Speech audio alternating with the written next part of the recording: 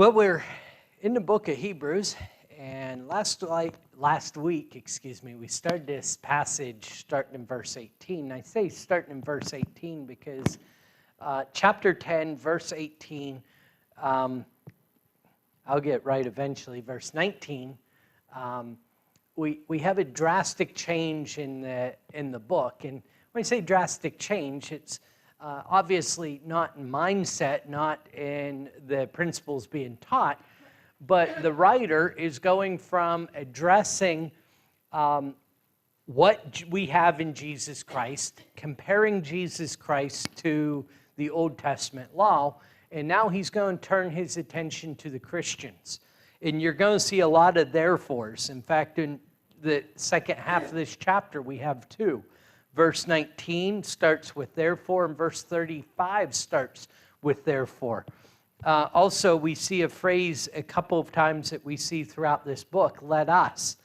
And we've seen that throughout, but we see it twice here in verse 22 and verse 23, and in 24. So a third time. So we see this change from a doctrinal explanation, if you will, to more of an application. So here's what we have with Jesus Christ. What do we do about it? And that is the message that we're going to see going forward.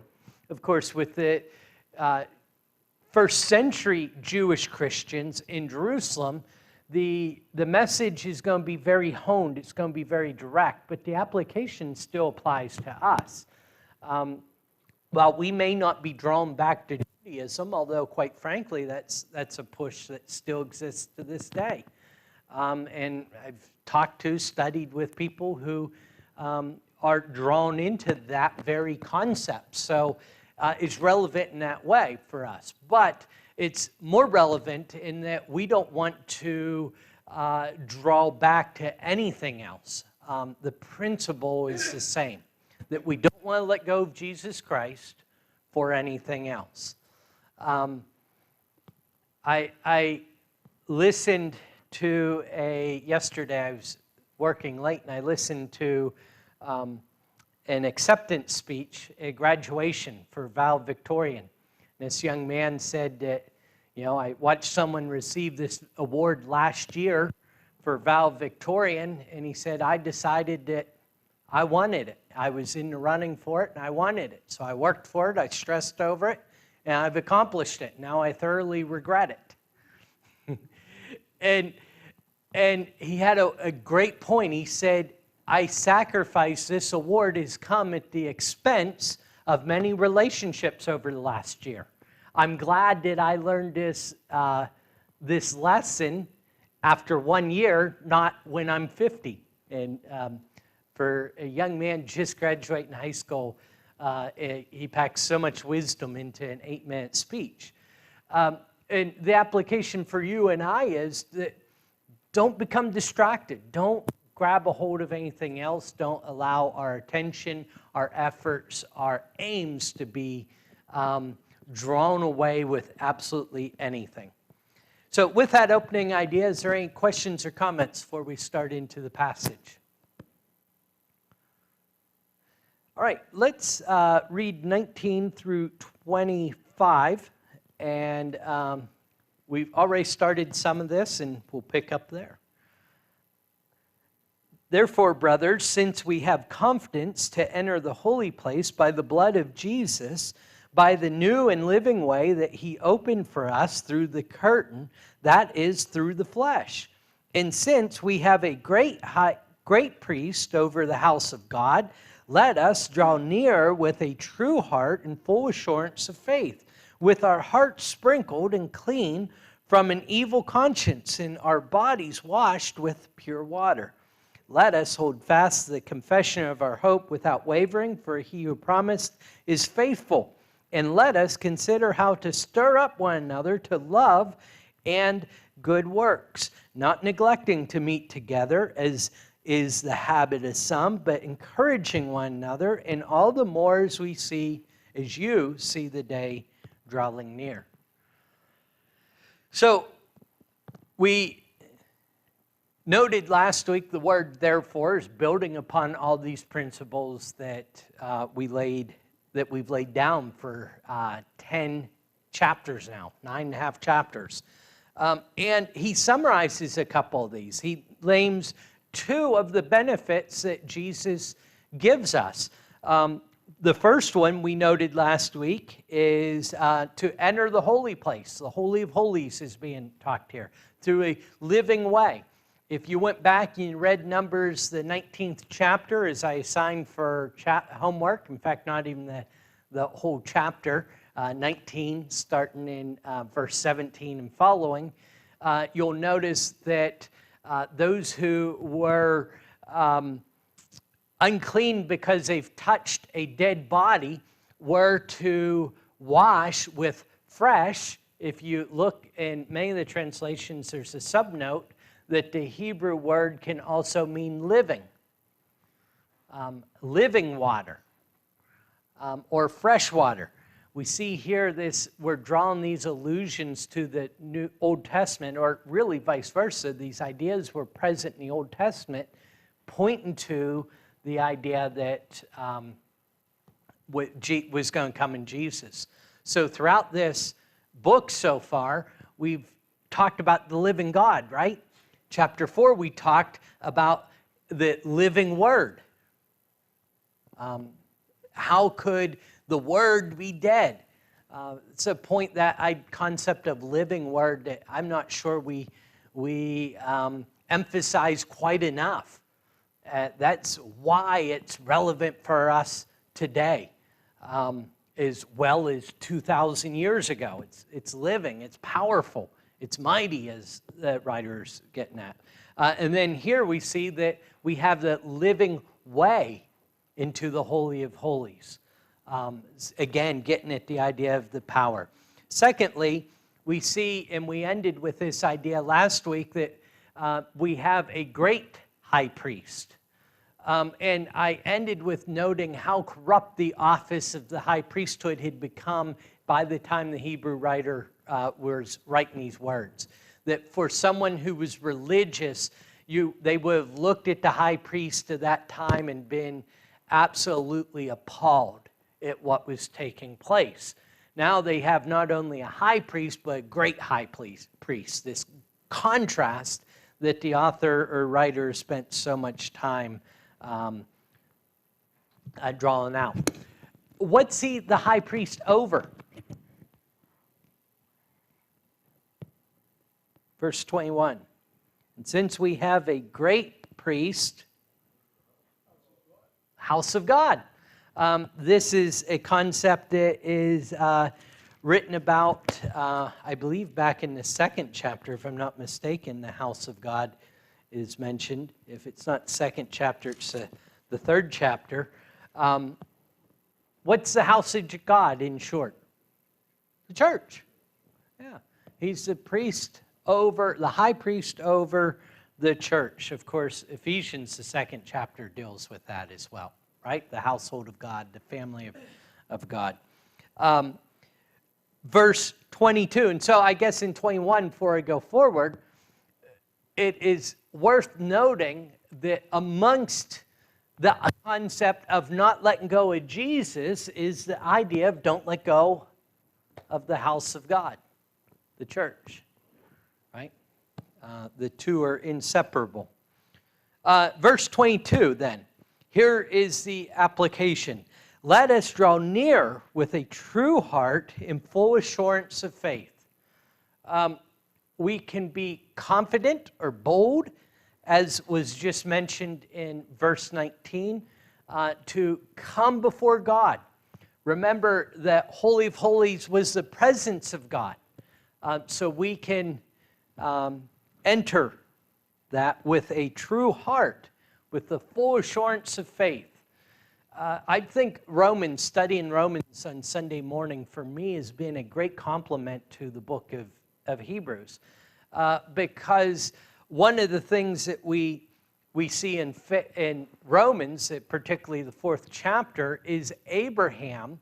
It says of Abraham's faith that he counted God to be able to fulfill his promises to Abraham. In other words, one of the concepts of the biblical faith is Abraham believed that God was capable of fulfilling his promises. When I put these two studies together, really just in the last couple of weeks, it dawned on me for the first time. You've probably thought this many times, but for me it was the first time that it is a lack of faith that causes so many people to fall away. Just in the last 2 years here, there's a number of people here that have fallen away because they don't believe they're good enough to be here. What is that? That's that lack of faith, that God's not capable of saving me. Right? Now, I'm not sure if it's helpful to frame that in that way to someone who's already struggling. But what we do need to know, and what the Hebrew writer is focusing on, is that God is able. We can draw with boldness into that holies with the full assurance of faith, right? That he's capable of saving me. Questions or comments? All right, so the latter part of this verse is maybe a little bit more complicated. I think it's only complicated if we really want it to be, or we want to try and split hairs with it. But with our hearts sprinkled clean from an evil conscience and our bodies washed with pure water. With our hearts sprinkled clean from an evil conscience and our bodies washed with pure water. Now, I said it's only difficult if we want it to be. I guess maybe that's an overstatement because the rest of this is quite obvious, right? So who can tell me what does this latter part of the verse mean?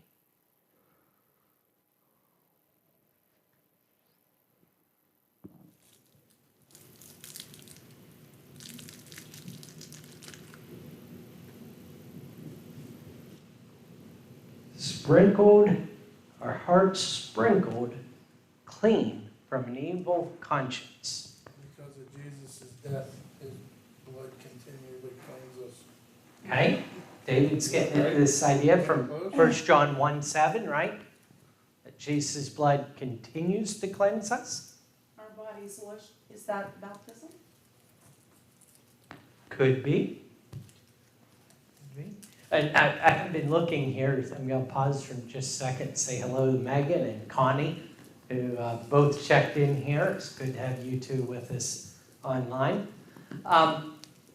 So, baptism, Emily says. Boy, it would draw to mind this idea of having our bodies washed with pure water, right? Who is the writer writing to? Jews. And we could narrow that a little bit further and say Jerusalem, right? The Jewish Christians at Jerusalem. Go ahead, Sharon. Is he likening that to like how they sprinkled the blood of the sacrifices and sprinkled, your heart would be pure because of Jesus' sacrifice? Absolutely. Sorry, I'm a little slow. No, not at all. You're the first one to speak up. Not slow at all. Although David is kind of getting at the same concept, right? It's amazing to me, and I'll tell you my study of, there's Leslie too. Hello, Leslie. It's good to have you with us. It's getting at this idea of the Old Testament. Now, oftentimes, we forget who they are writing to. And it's incredibly important. Our study of Revelation really helped me at this. A few years ago, when I started to see that almost every verse, every line almost, it's a bit of exaggeration, but not much one, in the book of Revelation is either a direct quote or an allusion to an Old Testament concept. It's like, wow. Then you start to look for it, right? If we want to know what the idea of being sprinkled with blood is referring to, or being our bodies being washed with pure water, we're going to go back to the Old Testament, right? Now, and when we do that, we're going to be mindful that all these Old Testament pictures were pointing us forward. And by making that journey, we get a more complete idea of what is being talked about. Let's first go to 1 Peter. I know I'm talking about the Old Testament, but we're going to go deeper into the New Testament first. 1 Peter 1 and 2.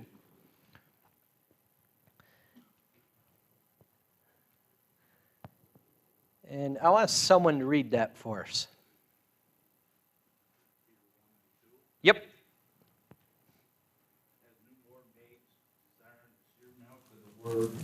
1 Peter 1, 2. 22.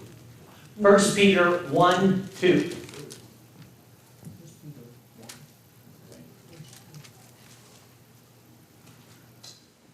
Oh, elect according to the foreknowledge of God the Father through sanctification of the Spirit and the obedience and sprinkling of the blood of Jesus Christ, grace unto you and peace be multiplied.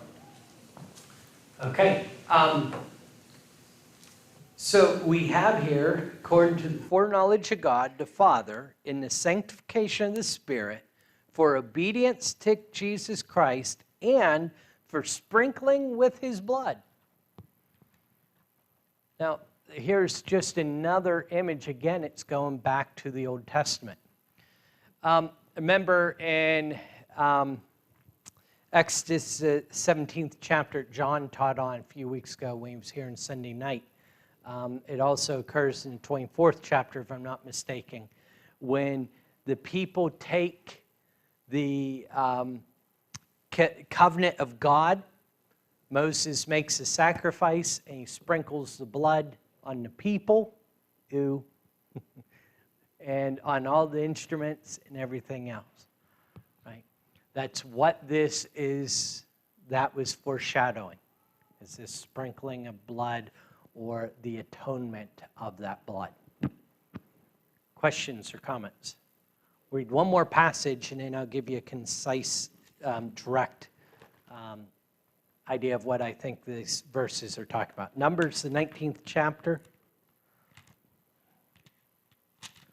I won't ask Emily if she read that this week.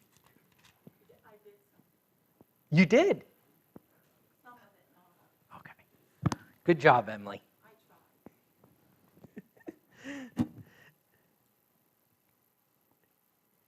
tried. 19, starting in verse 17. For the unclean they shall take some ashes of burnt sin offering, and fresh water shall be added in a vessel. Then a clean person shall take hyssop and dip it in the water and sprinkle it on the tent and on the furnishings and on the persons who were there and on whosoever touched the bone or the slain or the dead or the grave. And the clean person shall sprinkle it on the unclean on the third day and on the seventh day. Thus, on the seventh day he shall cleanse him, and he shall wash his clothes and bathe himself in water, and at evening he shall be clean. If the man who is unclean does not cleanse himself, that person shall be cut off from the midst of the assembly, since he has defiled the sanctuary of the Lord, because the water for impurity has not been thrown on him, he is unclean, and it shall be a statute forever for them. The one who sprinkles the water for impurity shall wash his clothes, and the one who touches the water for impurity shall be unclean until evening. And whatsoever the unclean person touches shall be unclean, and anyone who touches it shall be unclean until evening. Now, I was told a lot of times when I was young that a lot of these Old Testament passages were about health. And you could look and you could see where that would come from. If you catch Anna playing with something dead in the yard. Wait, that's not what this is talking about. It's just what I experience periodically. Or a 3/4 dead mouse, as she had the other day. Not allowed talking about that. I'm getting the no from back there. But so strike that from the record. But anyhow, back to the passage here. If you touch anything unclean or dead, you're supposed to go through the sanctification process, right? And you can see the health benefits of it. However, that's really not the purpose of the old law. It's not physical health. I'm not saying there weren't any physical benefits from it. It was a foreshadowing of the cleansing that was to take place. And we understand that if we cleanse there's still a lot left out, right? And the cleansing of Christ is complete, right? It gets rid of that filth. It gets rid of that disease that infects and continues to live and infect anyone else that touches it or us, right? I believe it's Leviticus 16 that talks about the high priest going through the same process before the Day of Atonement, before he makes sacrifices for the people. At any rate, as we come back then to Hebrews, the 10th chapter, and verse 22, we see, with our hearts sprinkled clean from an evil conscience and our bodies washed with pure water. Again, this is a point that maybe I'm emphasizing. I'm emphasizing it because I think I missed it so much of my life, that our hearts are sprinkled. One of the benefits that we have in Jesus, one of the points that the Hebrew writer is really driving home, is that our conscience can be cleared. The idea of, oh, Lord, please forgive me, please forgive me. I'm not talking about not feeling bad about our sins, but that assurance that our sins are forgiven, our conscience can be clean, is an amazing thing. And you see, our hearts are clean from an evil conscience. That was what, if we'd go back earlier in this chapter, verse 2, then go back into chapter 9, verse 9, we see that these Old Testament sacrifices were never able to achieve. Jesus' sacrifice gives us that. Our heart is sprinkled clean from an evil conscience. That sprinkling is going back to the idea. Anything on that before we go to the bodies washed with pure water? So someone here said about it being about baptism. Was that you, Emily? The imagery's there, isn't it? And I believe that this is not a verse that I would go to teach someone about baptism that didn't agree that baptism was necessary. It's not the purpose of this passage. But I believe to these first century Christians who would have went through the idea of baptism, that's exactly where the writer's drawing their mind back to, right? And when we see the idea of baptism in the New Testament, Peter says, right, that the like figure, he's referring to the water, the flood of the Old Testament, whereunto baptism does now save us, not the putting away the filth of the flesh. What's he talking about? See, I think sometimes when we miss that Old Testament reference, we miss what he's really talking about. That's why they were doing this in the Old Testament, to get rid of the unclean, but the answer of a good conscience towards God. That's why it saves us, right? When we are forgiven, we're forgiving of our sins, we're forgiven of that evil or guilty conscience. Questions, comments? Sharon. Verses like this are where some people maybe mistake the idea of what baptism really is, like when it says sprinkled. No doubt. No doubt. And I've seen this verse, I've seen 1 Peter 1:2 gone to for sprinkling, with baptism. And the concept is there, that when we are baptized, we're sprinkled with the blood of Christ.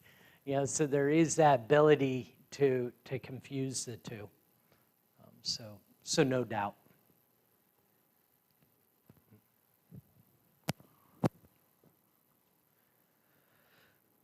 All right, so continuing on then. So remember that verse 22, let us draw near with a true heart. Who are we drawing near to? God, right? Draw near God. 23, let us hold fast the confession of our hope without wavering. Again, as I just mentioned, the prior verse talks about, it's drawing them back to that concept of baptism and when they were cleansed and their conscience cleared. He's now drawing them back to their confession. Now, again, that concept of confession here is much deeper than our voice. It's the lifestyle, right? It's what I was trying to draw out Sunday morning. And we're going to see that plays in a little bit later. He's saying, you've made a confession, both with your mouth, I believe is what's implied, and with your lifestyle to this point. Don't let go of it. Hold fast to it. We make decisions, right? I was picking on Evie, or Anna earlier. I'll pick on Evie since neither of them are there. Evie decided this year that before she started cyber school, she might go ahead and do 2 years in 1 year this year, so she can skip a grade. And she came in, she told me she was done with her day's work, and actually she was a full day ahead. I said, aren't you going to work anymore? She said, no, I'm going to stop there. Tomorrow I'm going to work with Uncle Chris. I said, well, what about skipping a grade? She says, yeah, I've thought about it. That's going to be too hard, and I wouldn't be able to work with Uncle Chris. Right? So it's gone, right? Chris ranked the idea of skipping a grade. My point being, we say things that we don't always stick to. New Year's resolutions. He's saying, hey, hold fast to that confession. Of course, I didn't read this last part, but there's a reason for that. He is faithful he who promised is faithful. The concept cannot be overlooked, and I believe it's going to be getting into the later part of this chapter, that these people were facing real problems. I maintain their political dilemmas of that day blow ours out of the water. I don't mean to make ours light of ours. They're serious. But theirs blew them out of the water. He's saying, hey, don't let go of who can solve your problems. He's faithful. He promised. Look ahead, if you would, verse 37. For a little while, and the coming one will come and will not delay. Well, it sounds just like the book of Revelation, doesn't it? I think they're 4 or 6 years out from the Son of Man coming in the clouds and judgment of those who had persecuted these people. Jesus prophesied that, and they were going to know for sure then that Jesus was faithful. He's reminding them of that. Questions or comments on 23? Verse 24, and let us consider how to stir up one another to love and good works. Now, this is an interesting progression in my mind. Draw near to God, hold fast the confession, and then stir one another. Boy, people love to stir one another, right? Love to provoke. That's the word that King James uses here. I've always said that's one of my talents. I can provoke. now, we're finding this so far now, Mike. Now you're bringing up the difficult part. It's not just to provoke. He doesn't end there, does he? Unto love and good works, as you so well bring out. So, draw near to God, hold that confession, and help one another.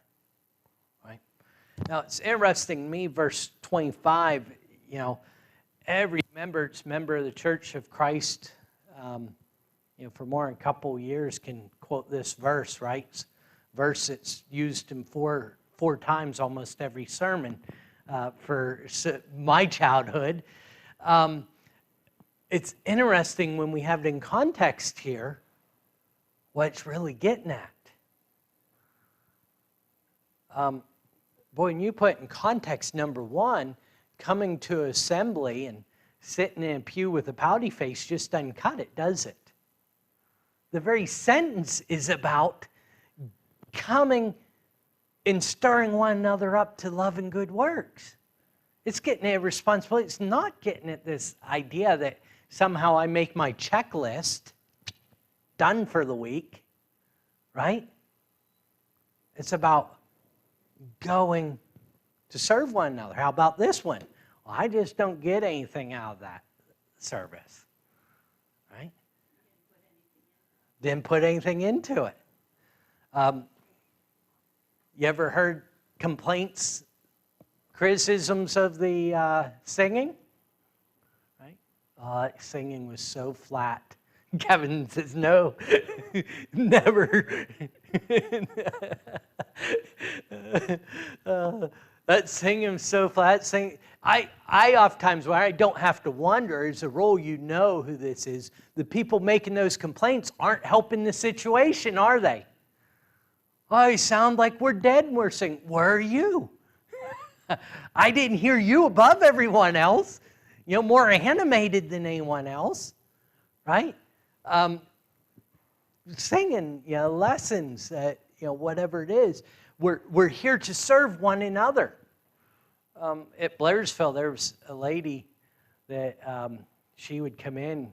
I actually quit saying hello to her because, she'd come and she'd throw herself down. Literally, she'd sit there with a scowl on her face, and I got where I was kind of avoiding her. She finally told me, I'm done coming here. I said, oh, yeah, why is that? She said, no one here's nice to me. No one hardly says hello. I didn't even know what to say to that. Right? My point is that this is the purpose of the writer. He's saying, hey, draw near to God, hold to your confession, and then poke everyone around you forward. Not just poke, right, Mike? Poke them forward to love and good works.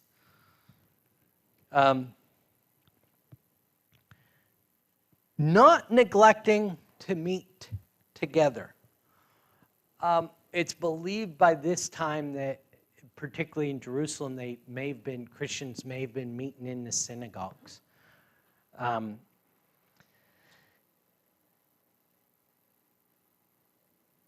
It also is more inclusive than just simply a Sunday morning service, isn't it?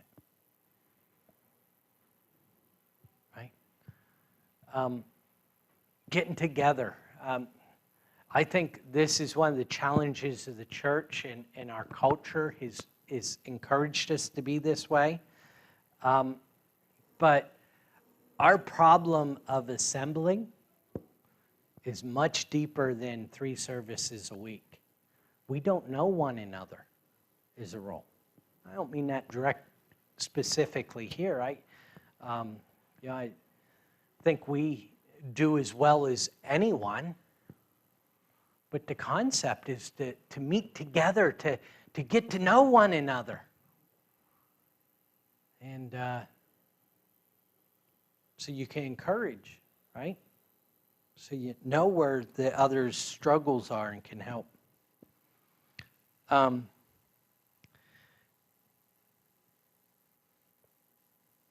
So much the more as you see the day drawing near. Before we get into the day drawing near, questions or comments? What's the day drawing near? Day of the Lord, which is, I'm not being smart aleck when I ask. The end, judgment. Okay? Anyone else? It's not Sunday morning service.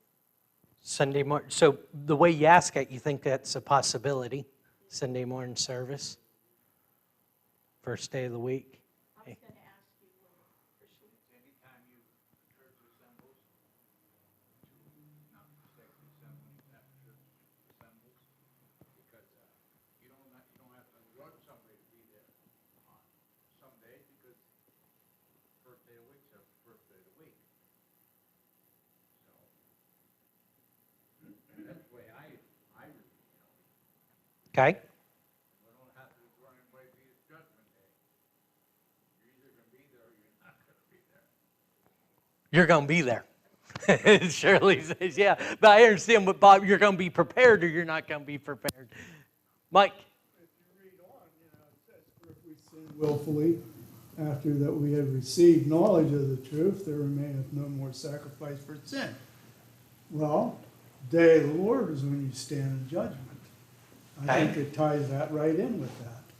That's my opinion. Okay. That's the way I read it. I think these are the three options, right, that we've talked about. Actually, two have been provided, right? Judgment, right? The first day of the week. I'm actually going to suggest a third. Anyone else going to beat me to the third? I believe it's the destruction of Jerusalem. And I believe that's what we're going to see focused on as we go throughout the rest of this book. That was the struggle they were facing with, is their nation was falling apart, and they were being called back to protect it. We don't see the judgment day coming, right? It's of that day and hour no one knows, Jesus said. Okay? So you think this is the destruction of Jerusalem? I think it's the day is approaching. And as we go forward, it's going to tie in with what Mike said too. But 35, do not throw away your confidence, which has a great reward. For you have need of endurance, that when you have done the will of God, you may receive that which is promised. For yet a little while, and the coming one will come and will not delay. How far after this was the destruction? 4 years. 4 years? 4 to 6 at most. It was in the process. The signs that Jesus mentioned in Matthew 24 were already worked. As we come ahead into chapter 12, starting in verse 18, he's saying, be thankful you have that kingdom which cannot be shaken. For there's going to be one more shaking yet, right? Verse 27 is referring to that. Yet once more indicates the removal of things that are shaken. That is, things that have been made in order that the things that cannot be shaken may remain.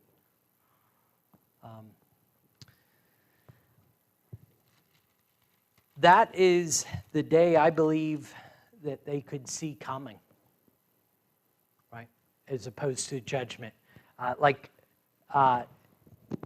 Bob said, the day of judgment doesn't need any admonishment to be there. Those who left Christ and forgot about this day coming lost their lives.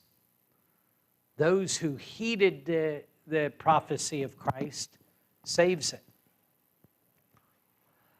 I don't believe it's the first day of the week, Because if we'd go to the Acts, we'd see they were much better about meeting every day of the week. Right? They were together daily from house to house.